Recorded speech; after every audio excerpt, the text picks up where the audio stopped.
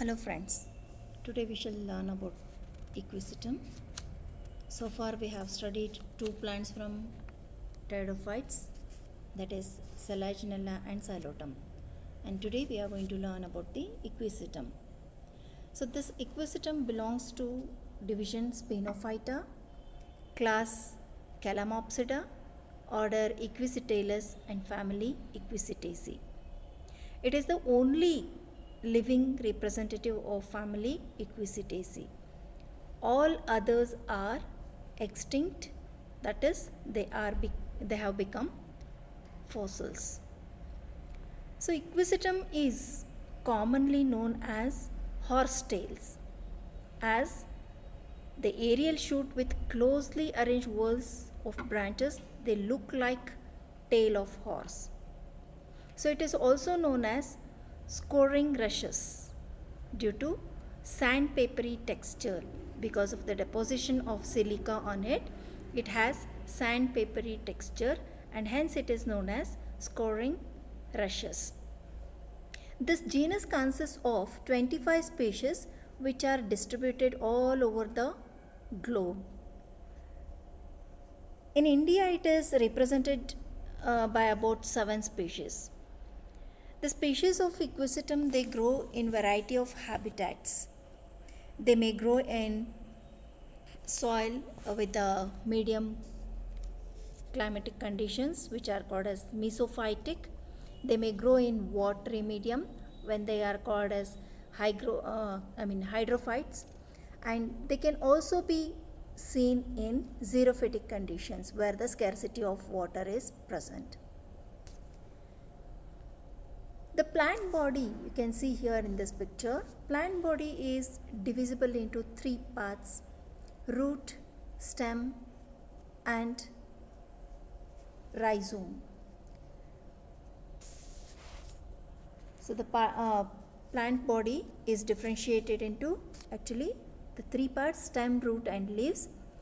So roots here, they are adventitious, that is because they are arising from the nodal region of the stem. Stem can be of 2 types. One is horizontally growing stem, the other one is erect growing stem. So horizontally growing stem is always known as the aerial stem, and the underground stem is known as the horizontally growing stem is known as the rhizome. So rhizome is usually perennial and much branched. It anchors the plant body and acts as storage organ. Rhizome penetrates more than 1 meter deep in the soil and spreads 3 to 4 meters in diameter. It is also differentiated into nodes and internodes, and from the nodal region,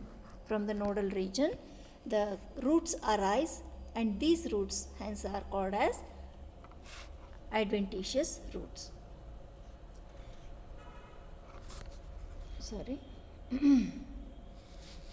They are known as adventitious roots. You can see here from the nodal region, I have shown only the aerial shoot system. In the picture also we can see only the aerial shoot system, but the underground modified stem which is horizontally growing, that is called as the rhizome. Here the part is in the aerial system itself, it is shown as the rhizome. Here the brown colored one is the rhizome, horizontally it is growing. Okay, and the aerial shoots, they arise from the underground rhizome. Aerial root shoot system arise from the underground. What you can see here, this portion is the underground.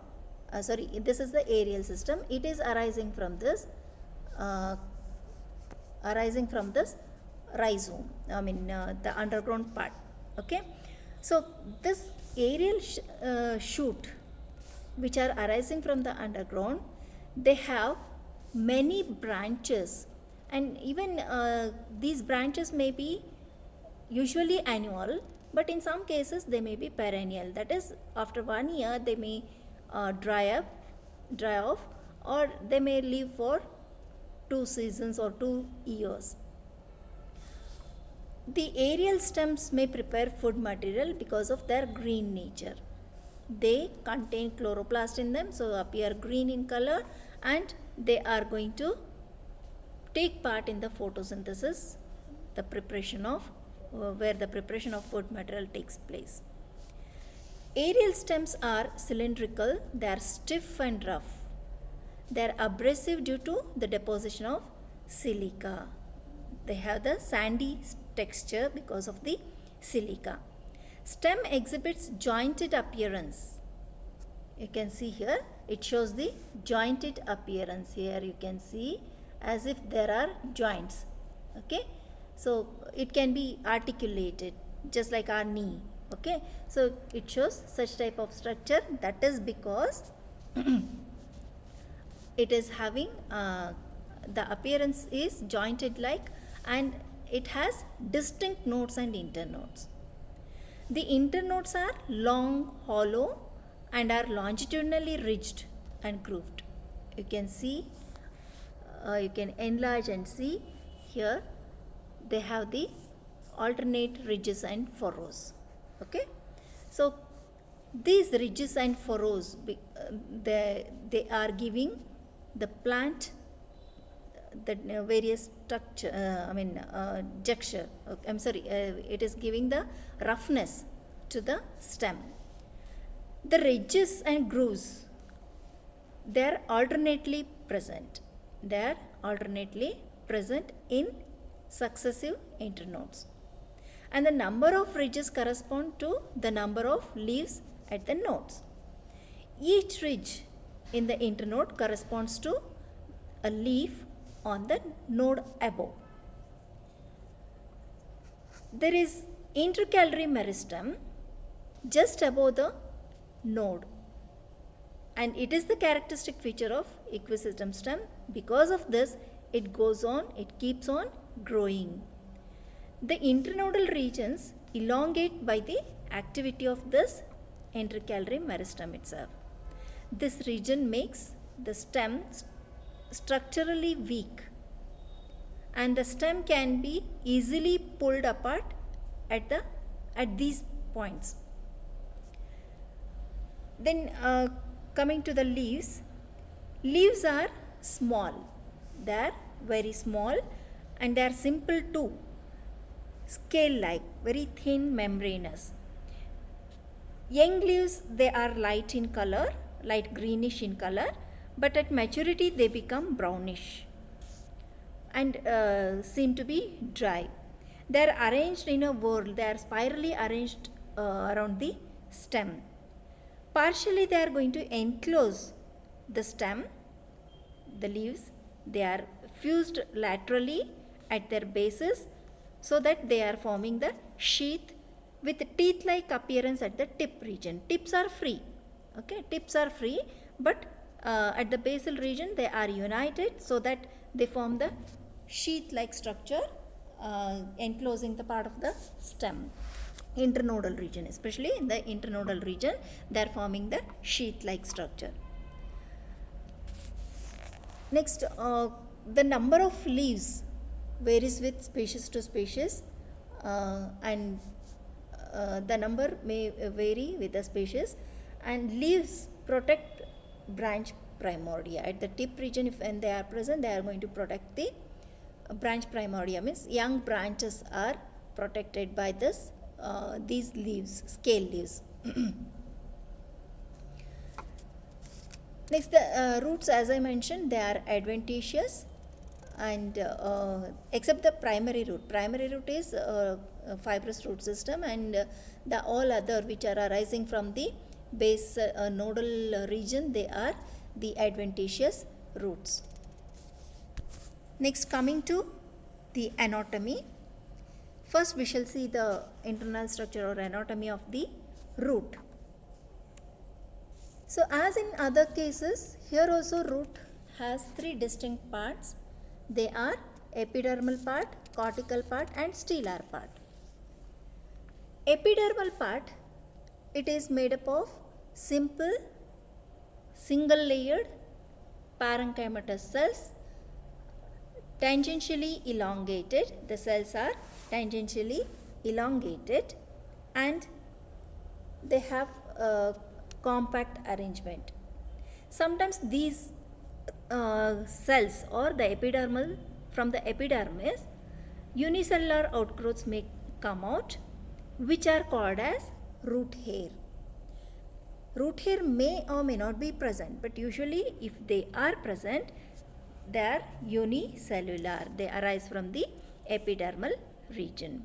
So this epidermis can also be called as piliferous layer. It can also be called as piliferous layer. In young roots, next to the epidermis, cortex is differentiated into outer and inner zones. Outer zone can be called as hypodermis sometimes, and it is made up of sclerenchyma. Thick walled cells are present next to the epidermis, and that forms the hypodermis or outer epidermis. Okay, I'm sorry, outer cortex. It is also called as exodermis. And next to this is present parenchymatous region, and that parenchymatous region is forming the inner cortex, outer cortex and inner cortex. Okay. Next to the cortex, there are two layers. You can see in this picture very clearly. Somewhat they are arranged in a brick-like arrangement can be seen. Two layers here you can see these two layers. So they are forming the endodermis. Two layers of endodermis. So outer one is called as the outer endodermis and inner one is called as the inner endodermis. So two layers of endodermis. Usually in other cases what we find, the single layer uniceriate endodermis will be present. But here in case of equisetum, we find two layers of endodermis, outer endodermis and inner endodermis. Okay. Next to the endodermis, in the endodermis, there are Casparian strips. These are meant for backflow, to prevent the backflow of the water. Okay, they are going to facilitate, they are going to help in preventing the backflow of water from cortical cells, from xylem to cortical cells and to the exterior. Next to the next to the endodermis is the pericycle, or sometimes the inner endodermis itself acts as the pericycle. Okay, so there may not be the distinct pericycle sometimes. So inner endodermis itself is considered as the pericycle. Next to that, you can see four cells which are surrounding the central large cell, isn't it? Here the central large cell, you can see this one, and that is representing the metaxylem, and the four smaller ones, they represent the protoxylem. Okay, so four protoxylem elements, they are surrounding the central single metaxylem. Okay, so inside the pericycle we have the stele, and this stele has four protoxylem elements and one metaxylem element. So this can be called as tetrarch type of tetrarch nature of the xylem, because four patches of xylem are present, and alternating with these xylem elements, protoxylem elements, we have the phloem. You can see that in between xylem, in between two protoxylem elements, we have the phloem. Okay, so such type of stele is called as tetrarch stele. But this stele may vary with species to species, and the number of protoxylem elements and the number of phloem patches vary from 3 to 6. 3 to 6, and accordingly it can be called as triarch, tetrarch, pentarch, hexarch, likewise. Okay, so here in this picture we can see four protoxylems, four protoxylem elements are alternating with the four patches of phloem. So it is called as the tetrarch stele. Okay, there is a large central metaxylem element. Next, at the center, as the metaxylem is present, there is no pith. Usually at the center we used to find the pith, isn't it? But here we do not find the pith. Pith is absent in equisetum root. So once again, TS of root, equisetum root, exhibits outermost layer epidermis or piliferous layer, the cells of which are made up of parenchyma. They are radially elongated, compactly arranged. There may or may not be the unicellular outgrowths. If they are present, they are called as the root hair. And next to that, we have the cortex, which is of two types. Outer, made up of thick walled cells called exodermis, and inner, thin walled parenchyma, and it is forming the inner cortex. Got it? Next to the cortex, we have the endodermis. Endodermis is made up of two layers. Sometimes the inner layer can be called as the pericycle, and when it is considered as the endodermis itself, outer endodermis and inner endodermis. The cells of radial walls of the endodermis, they are provided with the Casparian strip. Next to this, we have the vascular tissue, where xylem is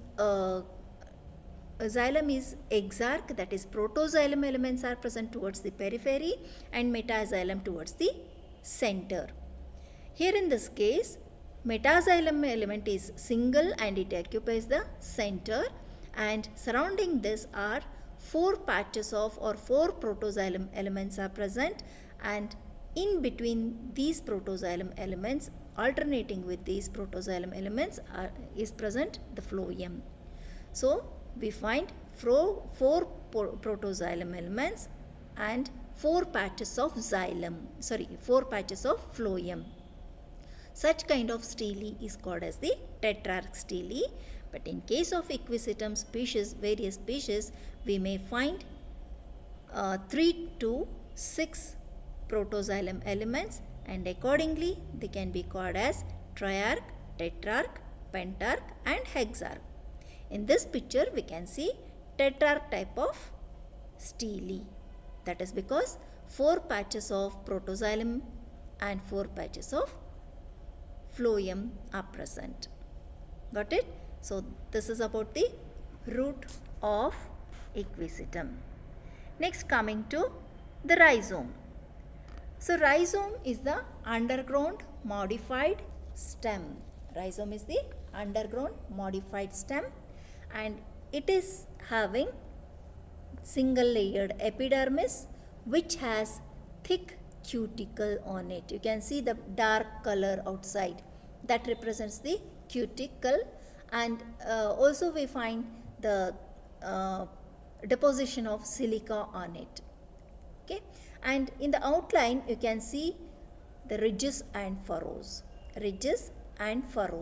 Okay, and next to the epidermis we have the cortex, and this cortex is made up of simple loosely arranged large parenchyma cells. Only few cells, 1 or 2 layers of cells towards the epidermis, they may be thick walled and they may be sclerenchymatous even. Next to this, intermingled in the parenchymatous cortex, there are large cavities, lysogenous cavities, and these cavities are called as the vallecular canals. They are called as vallecular canals. And next to this, endodermis is present. The innermost layer of the cortex is usually called as endodermis, and it is made up of single layer of parenchyma cells, compactly arranged and somewhat cuboidal in nature. Next to that, we have the pericycle, which is also single layered, and it is followed by the vascular bundles. So here vascular bundles are arranged in a concentric ring, and xylem is present in the form of V in between the two arms of V-shaped xylem, there is a phloem. Okay, you can see here, enlarge it, and here you can see the xylem on either side, and in between the arms of this V-shaped xylem we find the phloem. Okay, and there is a cavity which is alternating with a vallecular canal, which is alternating with the vallecular canals. In the vascular bundle there are cavities. Okay, so each vascular bundle is having single cavity, and this cavity is known as carinal cavity or carinal canal. Just like in cortex, we have cavities in the vascular bundles, they are known as carinal cavities or carinal canal.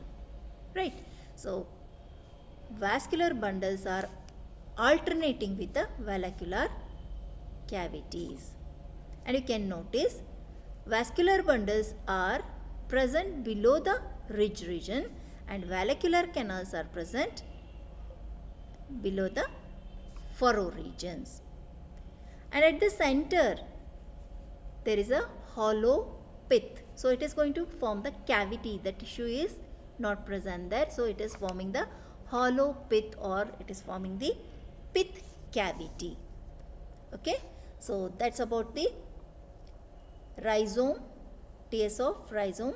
Once again, outermost layer of the rhizome is an epidermis which has thick cuticle, and next to that we have the cortex, which can be divisible into two parts. Outer thick walled cells form the hypodermis or outer cortex, and inner parenchymatous thin walled loosely arranged parenchymatous inner cortex.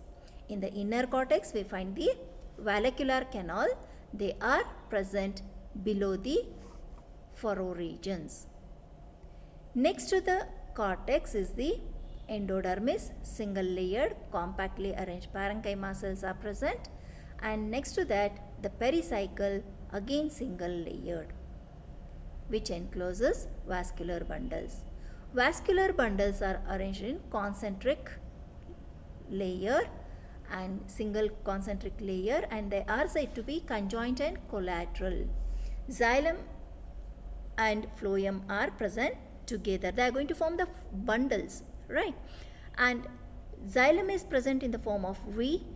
Between the arms of this V we find the phloem, and towards the center each vascular bundle consists of small cavity which is alternating with the vallecular canals, and that cavity is called as carinal cavity or carinal canal.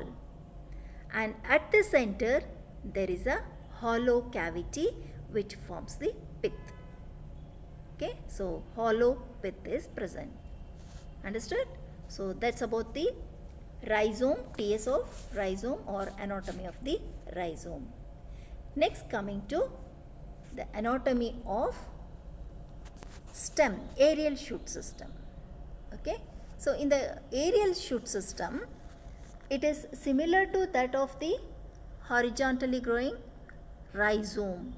So here aerial shoot system is true stem. The modified stem is called as a rhizome. Okay, similar structure can be seen, except that in the epidermal region at the furrow region there are epidermal cells are interrupted by the specialized cells which are deeply seated, and they are forming stomata. They are forming the stomata. So in the epidermis of stem we have the stomata, and these stomata are located at the furrow regions.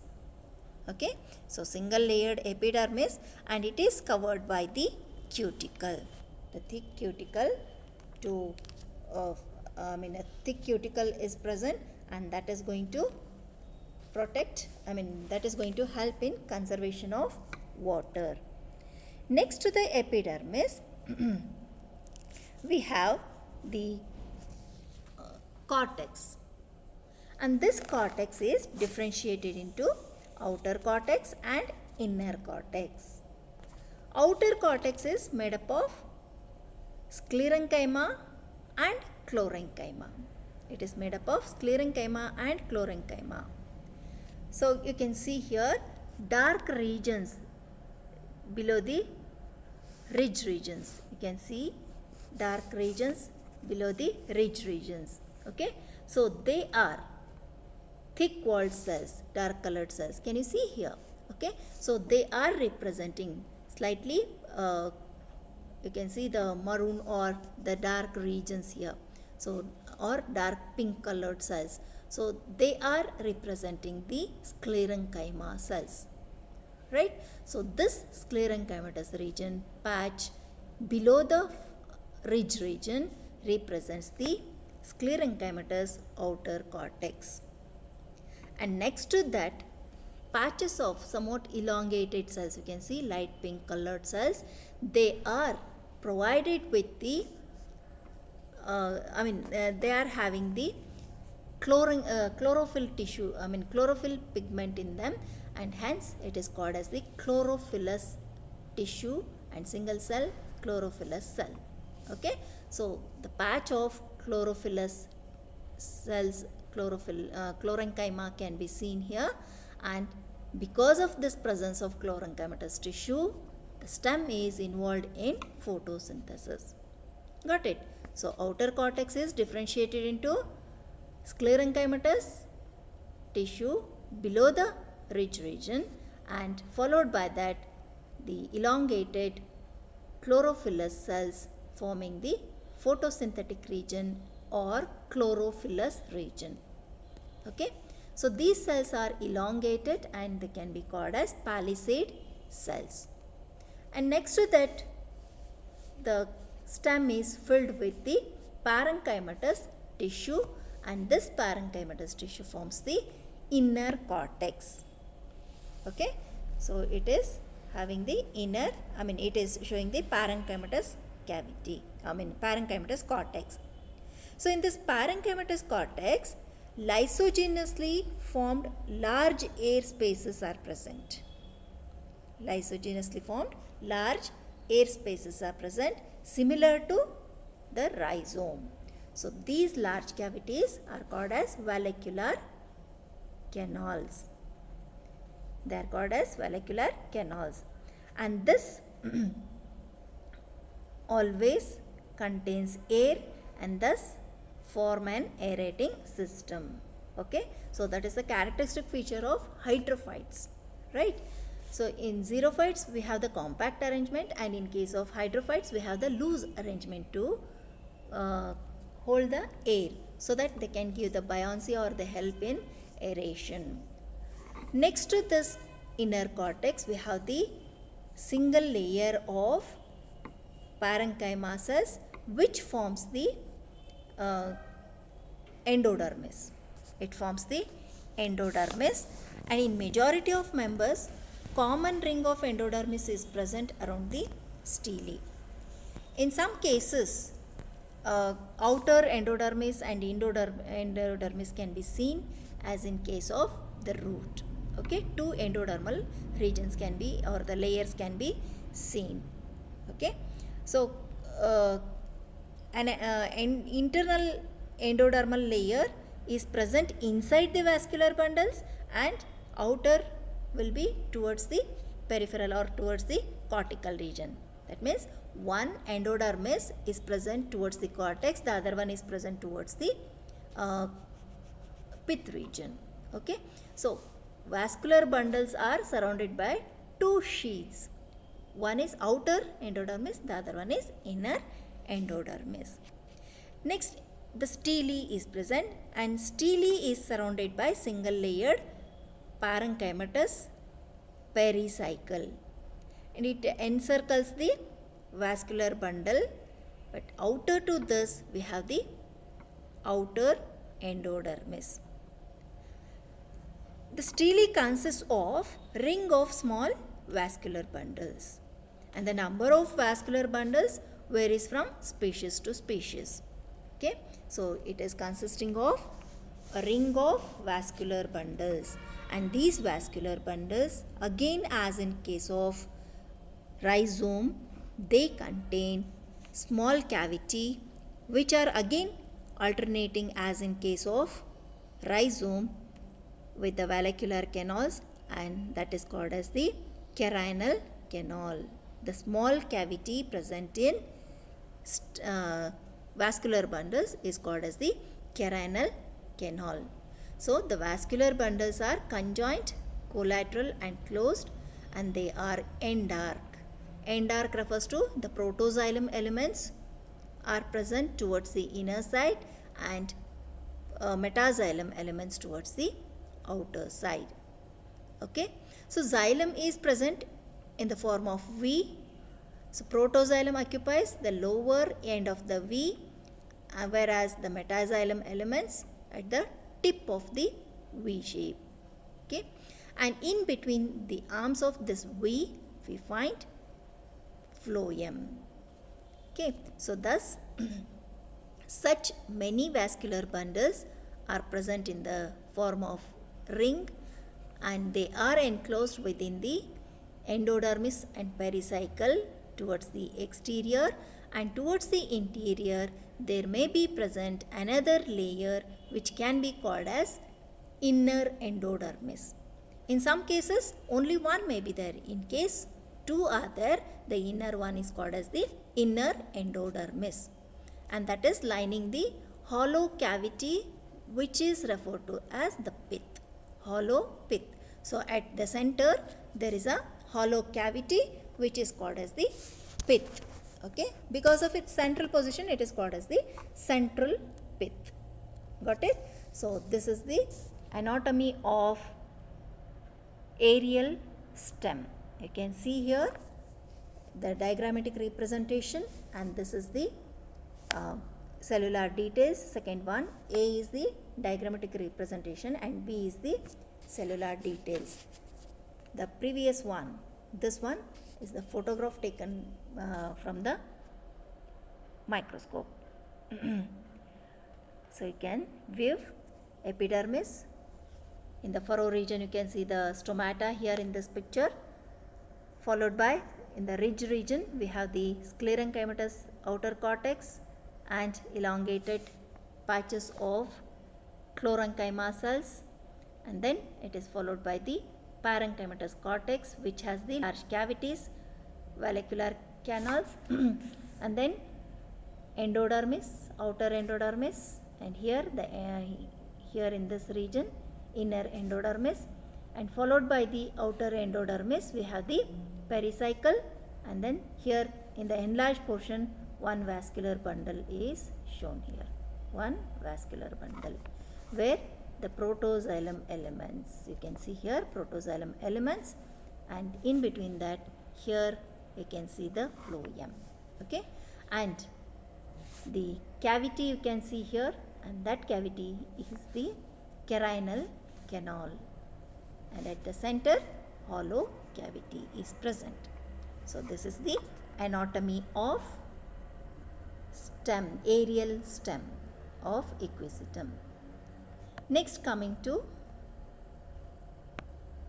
the leaves, scale leaves, and scale leaves are very simple. They are made up of simply epidermis, upper epidermis and inner epidermis, upper epidermis and lower epidermis we cannot say because it is completely forming the somewhat ellipsoidal structure, and at the center we have the mesophyll tissue which is simply made up of parenchyma cells. Okay, it is very simple, thin, and as they are very thin and sometimes they may be epimeral, they may fall off. The function of leaves is taken up by the stem itself. Hence, you can witness here in the stem itself you are going to find the chlorenchyma cells, which is proving that the stem is involved in photosynthesis, as the leaves are scaly leaves, and when they are young they are green in color, and when they develop, when they grow up, they become brown in color, and the function of those leaves are taken up by the stem. That's why we have the sclerenchymatous tissue in the phloem. In the cortical region. Understood? So that's all about the anatomy of root, stem, rhizome and leaf. And in the next class we are going to learn about the reproduction. Okay, that's all for now. Bye.